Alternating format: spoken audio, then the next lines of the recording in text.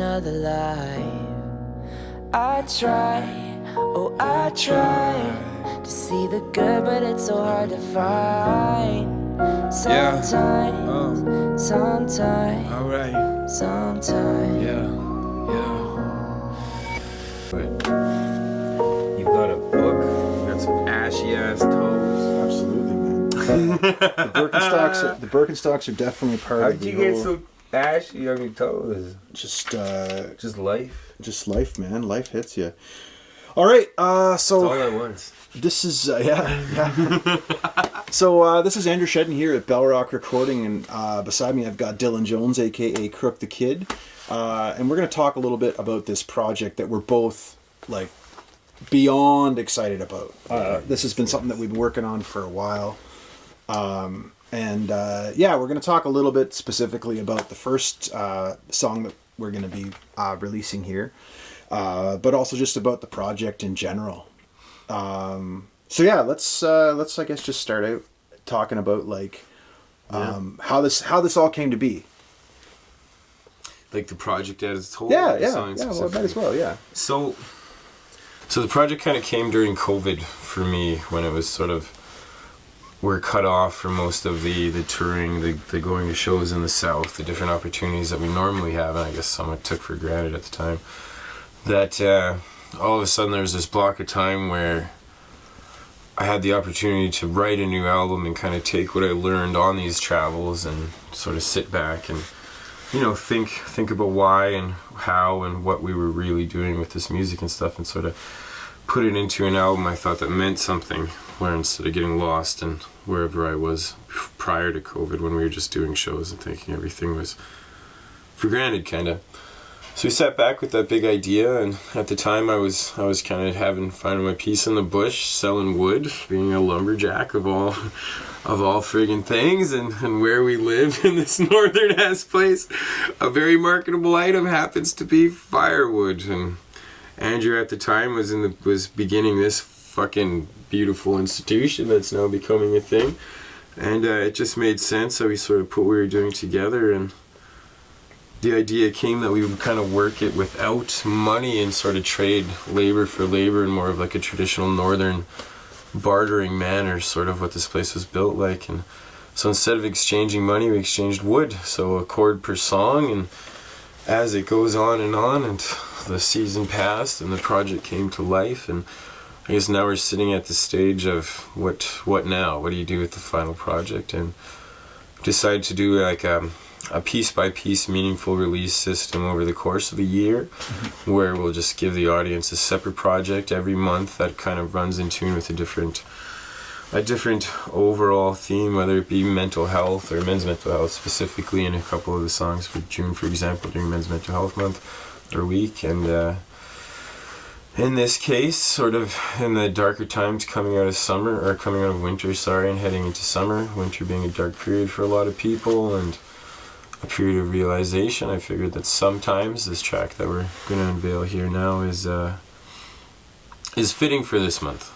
I tend to ramble on as the person asking the question. It's all good, man. It's all good. Yeah. It's interesting. We're literally sitting right now. It's in the low minus 20s, I think. So we're literally sitting. It was 37 this morning. It was minus 37 this morning. Yeah. So we're literally sitting in the studio, and we've got the track finished, ready to go here, and we're going to talk a little bit more about the release that's coming up. But we're literally sitting in a space that's being heated by Dylan's hard work. So it's literally the wood that's in the fire in the wood stove right now is wood that Dylan graced the house with.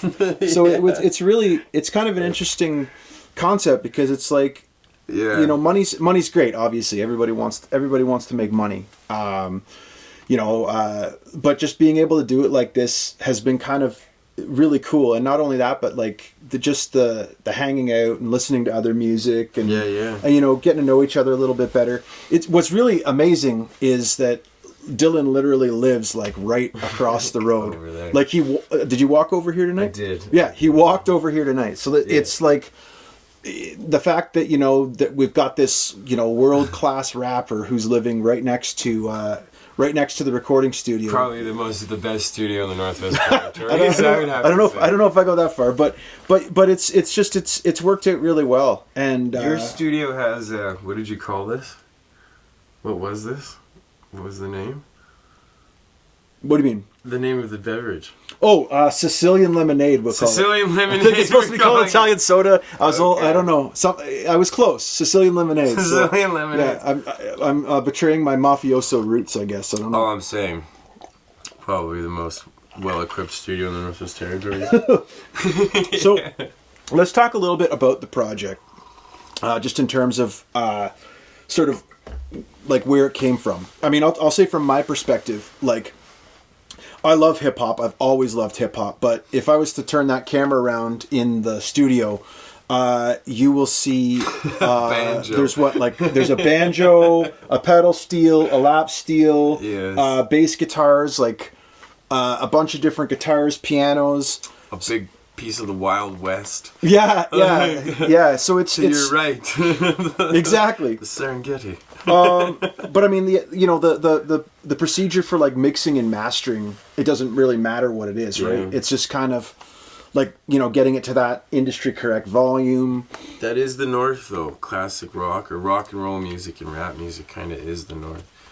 And it makes sense. And it makes sense to do these partnerships together like this. And the knowledge of two different types of music come together. Like, sometimes it creates these types of songs where we're not exactly making music to dance to, and we're not making music to play in a bar. We're making this album consists for the most part of music that I hope someone would just sit there and listen to when they have a bit of time or trying to find peace in their life.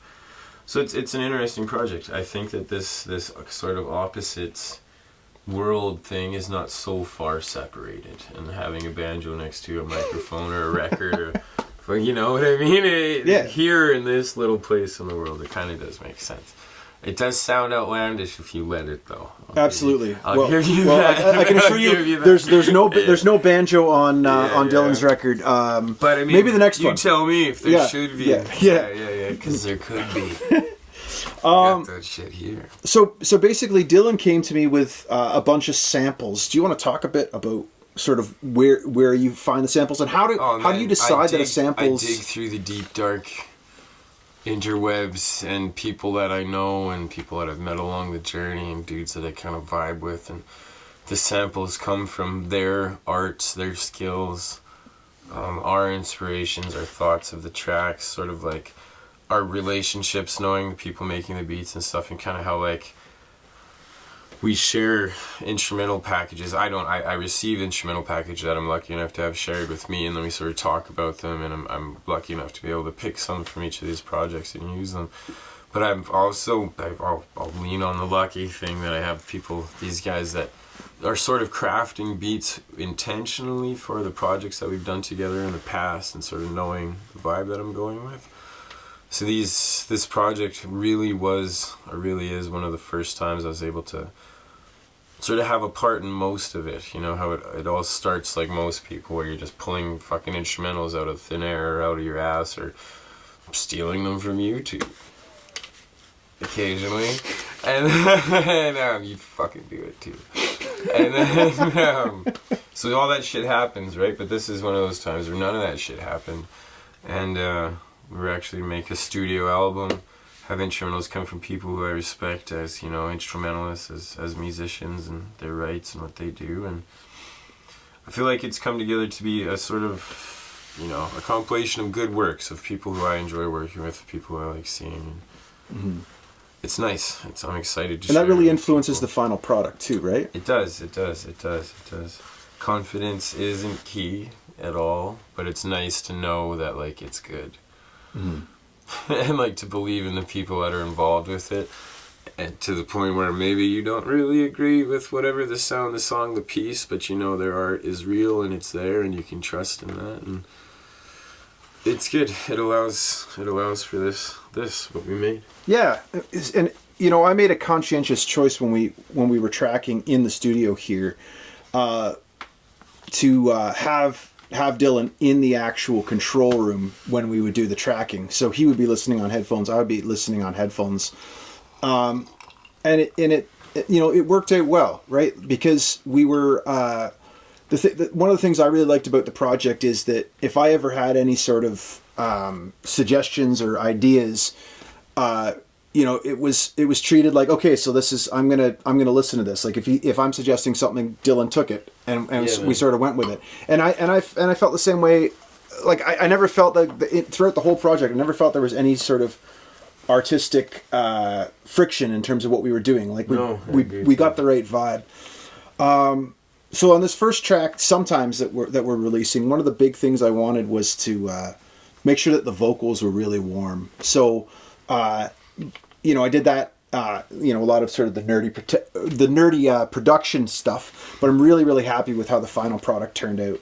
One of the big things about this whole project, for me, that really sort of has resonated with me as a producer, also as a music listener, is the strength of Dylan's delivery and the strength of his lyrics. Like everything in this record is honest and open, and you know, especially to be a man, to be open about mental health, to be open about some of the other topics that he's going on about. You know, this is something that is refreshing to see, especially in, like, I think in a lot of ways, hip hop and rap.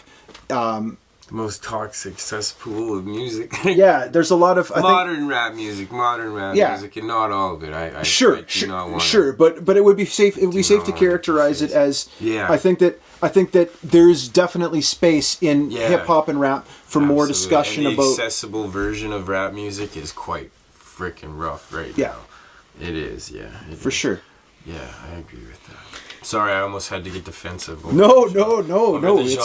It's and again, like I had to sort of listen up. It's funny because it was like most of the rap and hip hop and whatnot I listen to is stuff that's from the 90s, you know, like. Yes. So I had you know, I was listening to like Biggie Smalls stuff, some Jay-Z, Big L. I was listening to Immortal Technique, Jesus. you know, all this kind of stuff. Just freaking out.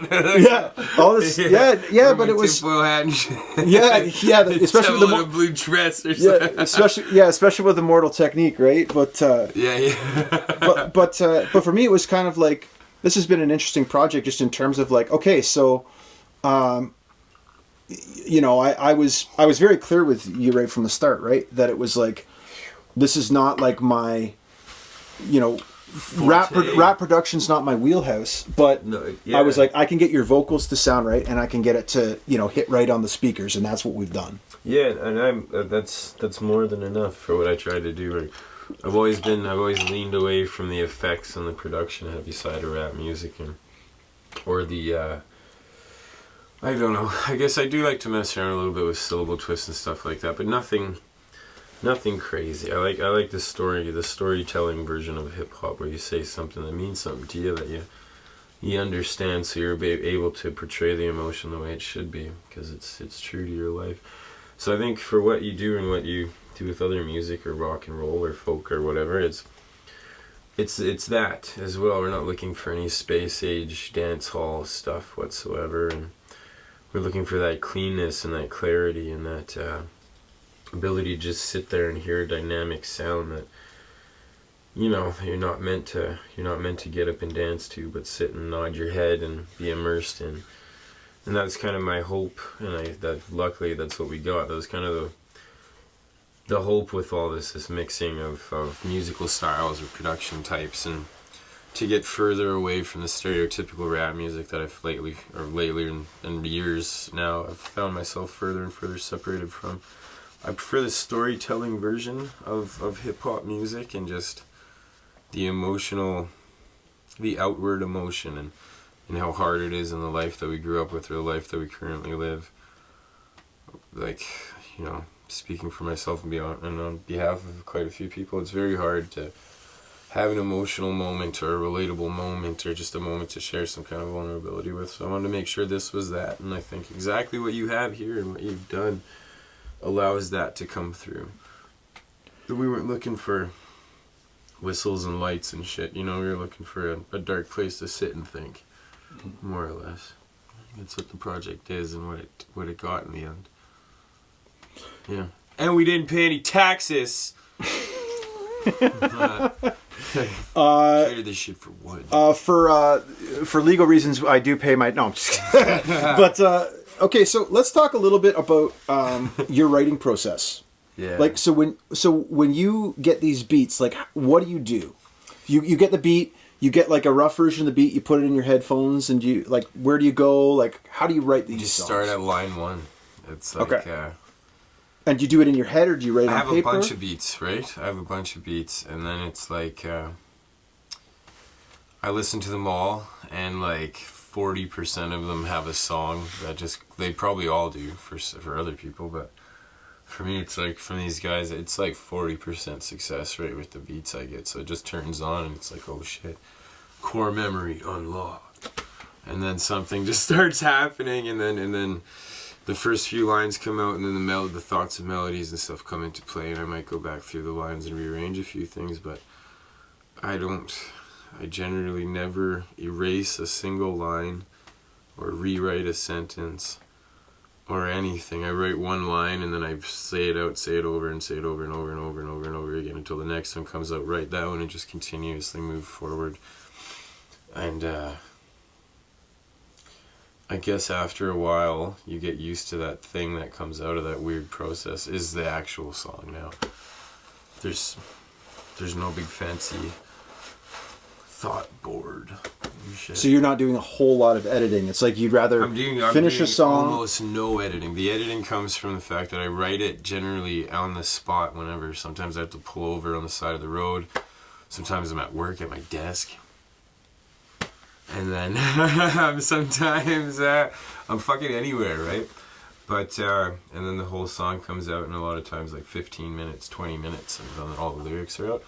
But it'll be without ever saying it out loud. So the editing process will come like, oh shit, now I'm saying it out loud, and the breaths weren't planned properly and stuff like that, so I'll have to shorten a few syllables or remove a few words from a phrase to make it ride the beat when it's actually at volume. But yeah, other than that, no, there's no real editing. Not because I think it's so perfect or anything, it's just that's the art. Yeah, it just is what it is. Yeah. And that was the thing too, like, so when we were doing the, when you were tracking, I always wanted, when Dylan would come in the studio, I was like, I know which mic he likes, that, the sound that we want. I'd try to get the same sound. I don't know what the mic is called. That's okay. That's okay. We'll get, I can't tell him, so he'll come record here again. Yeah. But have it set up, have the headphones ready to go, like. And one of the things that I found really, really worked well was to let him just go through the verse, or through the hook or whatever it is, and let him just go and let him, let you just track. And then after that, we would listen and we would scrutinize and we would go back and do some punching. Yeah, we did a lot of punching in, and it's obviously like a live setting is very different than. Recording in a studio, because in a studio you can do it as many times over as possible as you want. But yeah, it felt pretty seamless. Like, it felt like good, you trusted me if I said, let's go over this part, let's do this again. Yeah, let's just do it. Yeah. And that worked out really well. Okay, so this release is coming up pretty soon, right? Yeah, on the 24th, actually. So the release, it goes along with this year of music that I'm doing now, where I've made this, I don't know. COVID friggin' let too many people have too much time to think, including me, and it just was me like, too. Yeah, you reevaluated things. It's like, God fucking damn it, I took some things for granted with this musical journey I've been so lucky to be part of. Because Crook the Kid isn't just me. It's become a lot of stuff. There's so many wheels along the way as years have passed, and people and places and all these things intertwined in this freaking name. One day I sat at my dinner table and decided was a persona that was going to exist. About the release, so in line with the year of music that I've been going with, the promise I've made to myself as a musician and to the audience, that's cool. I guess that's editable together for sure in some way. Mm-hmm. February 24th isn't just a random day this month. I've tried to make every month's release meaningful in some way and attached to an event within that month or a time or something that happened to me on a day within the year. So this month, I will be in Veshico, of all places, at Chief Jimmy Bruno's school, working with the students and their first ever large-scale event that they've ever put together with their newly funded arts programs and Amazing. and it's with all the support from the community and this local art and all this local involvement and stuff, and it's a beautiful moment of realization, and it's wonderful to come back to these things. Like, since these shows and COVID and stuff has stopped, I've only done, like youth inspired or public outreach, or whether it be, the Alcoholic Anonymous gatherings, or different opportunities to speak on, addictions awareness and dealing with trauma and stuff. And I found this meaningful lane with this music, and releasing it at this school during this event and dropping the song. I'm actually timing it, so the song drops right when the performance stops at 7 p.m. on the 24th. 24th February. 24th February, yes, thank you. Killer, man. That's really cool. So it's going to come on stage.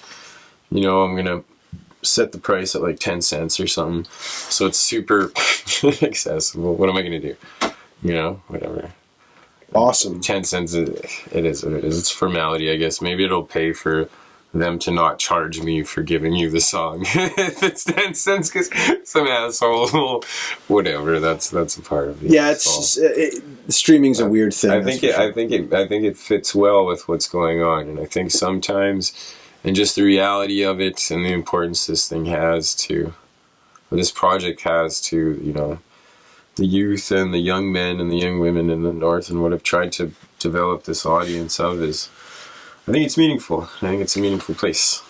And it's a good release. You could do some fucking release party. You could do whatever you want. You could make yourself look awesome, and you can do all this shit, or you could go to a fucking school just like the one you went to and the place that you grew up in, and talk to the kids that were just like you then. Do something meaningful with your time instead of this wastefulness I think we got so used to prior to this dead dog I'm kicking called COVID. Yeah. It was actually really interesting. So my day gig, I actually am the music, art, and drama teacher at Paul William Kaiser High School here in Fort Smith. But Dylan came through the high school, and I can say with certainty that like his message really resonated with a lot of our students. I think they had some really amazing questions for him. Like during his set, they really appreciated his music. I'm sure you got a bump in your streams and stuff after that as well. But yeah, I think it's really important. And one thing that for me is like somebody who's doing production in the North, I'm working with a lot of Northern artists. I mean, if you're a Southern artist, you want to come up here and record, or if you're, want to send your tracks up, I'm happy to do that as well. Yeah, I'm happy to do that as well. But like to have it be like, for young people to have the opportunity to see something in person by somebody that, in a lot of ways, they share an experience with, or they've shared some sort of experiences with. It's a really powerful thing. I remember for myself, and again, my musical journey has been very different, and my life journey has been very different. But I remember my grandmother took me on the blues cruise with Rick Fiennes. He's this really, really fantastic blues cruise. Yeah. That's awesome. Yeah, it was actually. You know what? It was one of my first times ever hearing fingerstyle acoustic guitar, and I can remember just being like, "That is so cool!" Like hearing him play. Melting. Yeah. And but it's like to see that kind of representation, like where you see music that just sort of clicks with you, like whether it's hip hop, whether it's anything like that. And so it was really great to see you coming through the schools, and you did that whole tour, right? Yeah. We went all across the North with that thing. How many different schools did you perform at? I don't remember. A lot. We went all the way up. All the way up. And it was cool. We went so far up north that one of our planes stopped working. We had to get a new one. True story.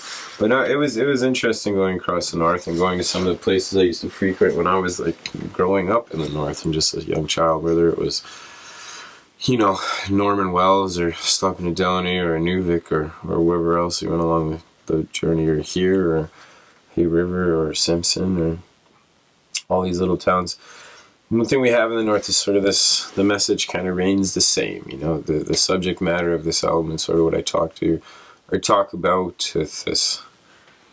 It's sort of made for people up here, and you know, and it speaks on my experience growing up in the north and dealing with a lot of sort of darker, you know, the kind of the harder version of it, and some of the places that are considered to be some of the harder versions of it. And you know, there's these relative things we have, whether it's the being forced to sort of hide any emotional, you know, wants or needs or anything, or asking for help, or feeling the need to get messed up all the time, or drink and drug and fade away and lose loved ones and family members and shit constantly and act like you don't care and stuff. And you know, if I was going to do anything with this music that I damn near gave up on, and gave up on myself during so many different ways and different times, that I was going to talk to try to, as corny as it is, try to be the person I wish I would have had around when I was a kid.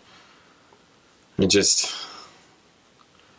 can't stress enough that that's all this shit is anymore, is just the hopes that something changes up here and that it's a little different and a little more of this, that we can get across to these kids somewhere out there that their life is special and the story is different, and it's spotted and it's rusted and it's hard to find sometimes, but it's real and it's different, and it kind of makes you special in the rest of the world. And the north is so small at the end of the day that going to these communities and stuff can actually make quite a difference.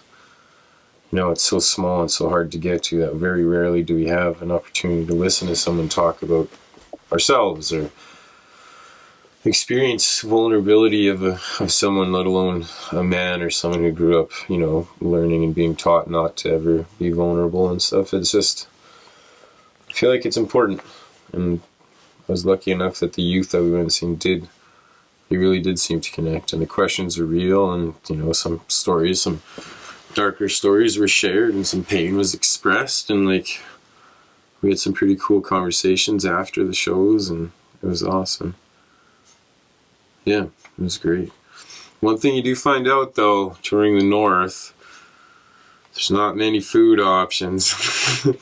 Yeah, it's oh my god. There's no midnight McDonald's. No, there's not. There is peanuts and rooster or something. Yeah. Anyway.